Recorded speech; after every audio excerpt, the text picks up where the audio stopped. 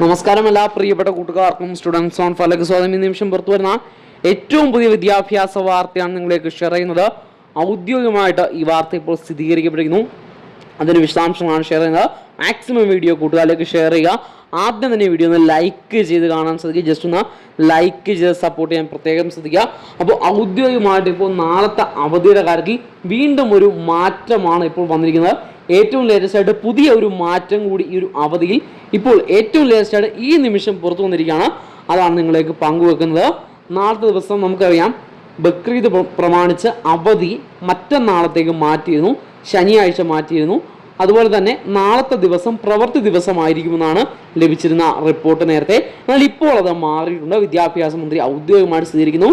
നാളത്തെ ദിവസം നമ്മുടെ സംസ്ഥാനത്ത് അവധിയായിരിക്കും, സ്കൂളുകൾക്ക് അവധിയായിരിക്കും, അതുപോലെ കോളേജുകൾക്ക് അവധിയായിരിക്കും. ഉന്നത വിദ്യാഭ്യാസ മന്ത്രിയും ഇപ്പോൾ വ്യക്തമാക്കിയിട്ടുണ്ട്. ഈ ഒരു അറിയിപ്പ് നിങ്ങളിലേക്ക് ഷെയർ ചെയ്യുന്നു.